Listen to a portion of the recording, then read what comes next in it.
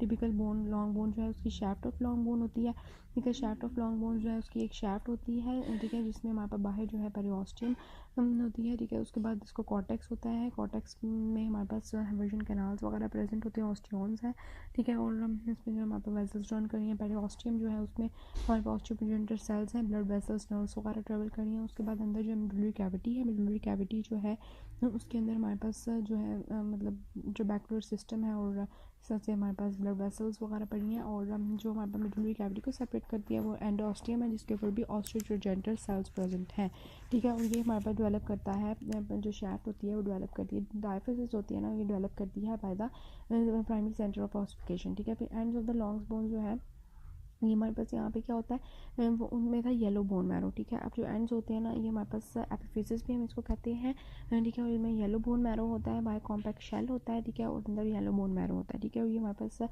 Shaft से separate होता है सम आर्टिकुलर कार्टिलेज जो अडल्ट में फ्यूज़ कर जाता है, ठीक है। और ये सेकेंडरी सेंटर ऑफ ऑसिफिकेशन से डेवलप करते हैं एंड्स ऑफ लॉन्ग बोन्स, ठीक है। इसमें रेड बोन मैरो होता है जिसमें ब्लड सेल प्रोडक्शन होती है। एपिफिसिस हमारे पास, एपिफिसिस क्या होता है कि वो एंड ऑफ द वो पार्ट ऑफ द बोन जो कि सेकेंडरी सेंटर ऑफ ऑसिफिकेशन से बनता है। 4 तरह के एपिफिसिस हमारे पास होते हैं, ठीक है। हमारे पास इसमें आ जाते हैं pressure epiphysis, traction epiphysis, aberration epiphysis and the aberrant epiphysis and the atavistic epiphysis, ठीक है।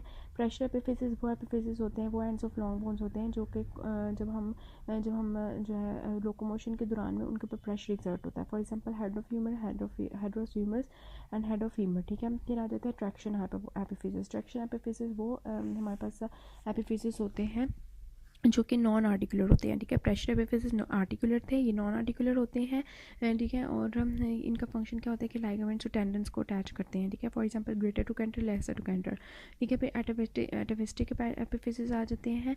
एटाविस्टिक एपिफिसिस वो एपिफिसिस होते हैं जो कि हमारे पास पहले तो अलहदा थे, ठीक है। और बाद में ये फ्यूज़ कर देते हैं बोन्स के साथ। फॉर एग्जांपल कोराकट प्रोसेस है हमारे स्कैपुला का, वो उसके साथ फ्यूज़ कर जाता है। या फिर हमारे पास ऑस्ट्राइगोनम ऑफ द टेलस, ठीक है, ये भी एटाविस्टिक एपिफिसिस है, ठीक है। फिर एबरेंट एपिफिसिस आ जाता है। एबरेंट मींस एबनॉर्मल, ठीक है। तो ये नॉर्मल टाइप ऑफ एपिफिसिस नहीं होता, ठीक है, ठीक है। फॉर एग्जांपल ये कहते हैं कि हमारे पास नॉर्मली क्या होता है, हमारा जो फर्स्ट मेटाकार्पल होता है उसकी बेस पर और हमारे पास जो बाकी मेटाकार्पल्स होती हैं उनकी हेड्स पर जो है हमारे पास secondary centre of ossification develop होता है, ठीक है। कभी कभार हमारे पास नॉर्मली क्या होता है कि हमारे पास जो हेड होता है, ठीक है, नॉर्मली क्या होता है कि हमारे पास जो हेड होता है ना फर्स्ट मेटाटार्सल और बाकी जो बेसिस होती हैं दूसरी मेटाटार्सल, वहाँ पे भी हमारे पास जो है ग्रो कर जाता है कोई भी, ठीक है, मतलब डेविएशंस फ्रॉम द नॉर्मल वहाँ पे भी एपिफिसिस बन जाता है। डेवलपमेंट ऑफ बोन्स जो है हमारे पास उसको ऑस्टियोजेनेसिस कहते हैं। 2 तरह से होती है, इंट्रामेम्ब्रेनस ऑसिफिकेशन और इंट्राकार्टिलेजनस। इंट्रामेम्ब्रेनस में क्या होता है कि मेम्ब्रेनस शीट बनती है, मेसेनकाइमल सेल्स बनाते हैं, ठीक है। फिर ऑस्टियोब्लास्ट आते हैं, ठीक है, वो मिनरलाइज मैट्रिक्स बनाते हैं। फिर वो हमारे पास अल्कलाइन फॉस्फेटेज रिलीज़ करते हैं, वो मिनरलाइज मैट्रिक्स बनाते हैं, ठीक है। और फिर हमारे पास क्या होता है कि एक पूरी जो है हमारी बोन बन जाती है, ठीक है। उसके बाद जो है ना इसकी एग्जांपल्स हमने पढ़ ली थी पहले, ठीक है। इंट्रामेम्ब्रेनस ऑसिफिकेशन की फेशियल बोन्स में zygomatic bones, nasal bone and maxilla bone, ठीक है। इसके अलावा हमारा जो वॉल्ट ऑफ स्कल है, ठीक है, ये हमारे पास आ जाती हैं। उसके बाद इंट्राकार्टिलेजनस ऑसिफिकेशन में क्या होता है कि एक आइलैंड कार्टिलेज का मॉडल बनता है और फिर उसकी ऑसिफिकेशन होती है primary centre of ossification, secondary centre of ossification से, ठीक है। और हमारा पूरा जो है वो बोन जो है वो डेवलप हो जाती है, ठीक है।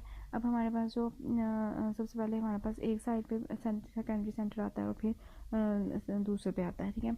इस तरह से इंट्राकार्टिलेजनस ऑसिफिकेशन हो जाती है। जैसे हमारे पास बेस ऑफ स्कल है, ठीक है, वहाँ पे यहाँ पे हमारे पास लिम्स के मसल्स, लिम्स के जो है बोन्स हैं, यहाँ पे हमारे पास रिब्स और वर्टिब्री की बोन्स हैं, ठीक है। उसको बोन ग्रोथ एंड रीमॉडलिंग, ठीक है, किस तरह से होती है कि हमारे पास पहले primary centre of ossification diaphysis में बनता है, ठीक है। और दोनों एंड्स पे सेकेंडरी सेंटर ऑफ ऑसिफिकेशन बनता है। पहले एपिफिशियल प्लेट होती है और बाद में जब वो फ्यूज़ कर जाती है तो फिर हमारे पास जो है वो पूरी बोन जो है वो डेवलप हो जाती है। जिस तरह हमारे पास लेंथ वाइज बोन की ग्रोथ होती है और डायमीटर में हमारे पास कैसे इंक्रीज़ होती है कि ऑस्टियोप्रोजेनिटर सेल्स जो है वो बाहर की तरफ जो है ना मतलब बनाते जाएंगे बोन मैट्रिक्स और अंदर की तरफ मेड्यूलर कैविटी को ज़्यादा करने के लिए वहाँ से ऑस्टियोक्लास्ट जो है उसकी एक्टिविटी बढ़ जाएगी और इस तरह से हमारी बोन जो है वो डायमीटर में भी इंक्रीज़ होगी, ठीक है। उसके बाद आ जाता है रूल ऑफ ऑसिफिकेशन क्या है कि जिसने सबसे पहले जहाँ पे जो सबसे पहले primary centre of ossification, secondary ossification centre आएगा उसने सबसे एंड पे फ्यूज़ करना है, ठीक है। तो मतलब ये फिबुला जो होती है ना, ये इसको वायलेट करती है, इस लॉ को। क्यों करती है कि एक्चुअली ना इसका जो लोअर एंड होता है वो फर्स्ट ईयर पे जो है ना हमारे पास सेकेंडरी सेंटर आता है, ठीक है। और जो अपर पार्ट होता है ना वहाँ पे थर्ड ईयर पे सेकेंडरी सेंटर आता है। तो हालांकि इसको करना चाहिए, तो ये ऑपोजिट होता है। ये नीचे वाला पहले फ्यूज़ कर जाता है, ठीक है, 15 in the girls and 17 in boys, ठीक है। और जो ऊपर वाला होता है ना वो हमारे पास बाद में फ्यूज़ करता है 17 in girls and 19 in boys, ठीक है। उसके बाद हमारे पास आ जाता है कि हमारे पास जो है ना away from the elbow and towards the knee, ठीक है। हमने नी से नी की तरफ जाना है, ठीक है। तो हमारे पास क्या होगा, ग्रोइंग एंड जो होगा जिसकी ग्रोथ जो है वो ज़्यादा देर तक रहेगी, ठीक है। ग्रोइंग एंड जो है हमारे पास फीमर का वो नीचे वाला होता है और टीबिया का ऊपर वाला होता है, ठीक है। और हमारे पास जो इन केस ऑफ एल्बो जो है ना हमारे पास ह्यूमरस का अपर पार्ट और रेडियस उलना का लोअर पार्ट जो है वो ग्रोइंग एंड होता है। न्यूट्रन फोरामेन हमेशा ग्रोइंग एंड के ऑपोजिट है, ठीक है। न्यूट्रन का फोरामेन ह्यूमरस का जो है वो टूवर्ड्स द एल्बो है, ठीक है। और इस तरह जो हमारे पास रेडियस उलना है उनके भी टूवर्ड्स द एल्बो है। इसी तरह हमारे पास जो टीबिया है उसका अवे फ्रॉम द नी है, ठीक है। और जो हमारे पास है फीमर उसका भी अवे फ्रॉम द नी है, ठीक है। Blood vessels of the bones